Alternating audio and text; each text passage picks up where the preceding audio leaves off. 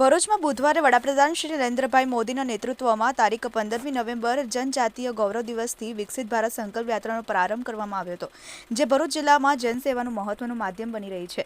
જે અંતર્ગત અંકલેશ્વર તાલુકાના માંડવા ગામે વડાપ્રધાન શ્રી નરેન્દ્રભાઈ મોદીના સંવાદને લાભાર્થીઓએ વર્ચ્યુઅલ માધ્યમથી નિહાળ્યો હતો. વિકસિત ભારત સંકલ્પ યાત્રા માંડવા ખાતે આવી પહોંચતા ધારાસભ્ય રમેશભાઈ મિસ્ત્રી તથા ઉપસ્થિત મહાનુભાવો અને ગ્રામજનોએ ઉત્સાહભેર કુમકુમના તિલક કરી રથનું સ્વાગત કર્યું હતું.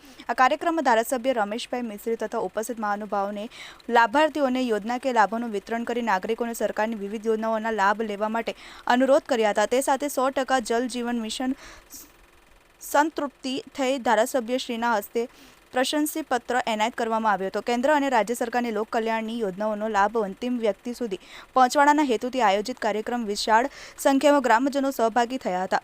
આ કાર્યક્રમમાં તાલુકા પંચાયતના પ્રમુખ શ્રીમતી પુષ્પાબેન પટેલ, જિલ્લા પંચાયત સદસ્ય શ્રી કિરીટભાઈ માસ્ટર, સદસ્ય શ્રી તુપ્તિબેન જાની, મામલતદાર શ્રી કરણસિંહ રાજપૂત, તાલુકા વિકાસ અધિકારી શ્રી, અગ્રણીઓ અને જનપ્રતિનિધિઓ, સરપંચ સહિત ગ્રામજનો, હોદ્દેદારો સહિત વિશાળ સંખ્યામાં ગ્રામજનો ઉપસ્થિત રહ્યા હતા.